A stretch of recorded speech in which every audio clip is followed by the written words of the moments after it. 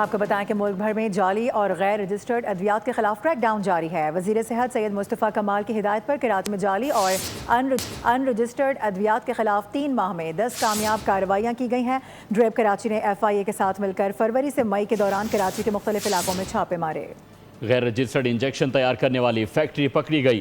ٹیموں نے بڑی مقدار میں غیر رجسٹرڈ ادویات اور ٹراماڈول جیسے کنٹرول ڈرگز کا خام مال بھی قبضے میں لے لیا۔ وزیر صحت اور اس کے ساتھ ساتھ کہنا تھا کہ انسانی جانوں سے کھیلنے والے عناصر کے ساتھ کسی قسم کی کوئی رعایت نہیں برتی جائے گی۔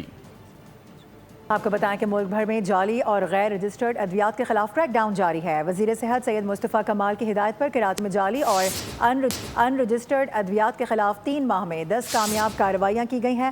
ڈریب کراچی نے FIA کے ساتھ مل کر فروری سے مئی کے دوران کراچی کے مختلف علاقوں میں چھاپے مارے۔ غیر رجسٹرڈ انجیکشن تیار کرنے والی فیکٹری پکڑی گئی۔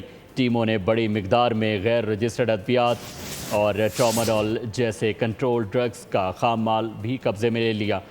وزیر صحت اور اس کے ساتھ ساتھ کہنا تھا کہ انسانی جانوں سے کھیلنے والے عناصر کے ساتھ کسی قسم کی کوئی رعایت نہیں برتی جائے گی۔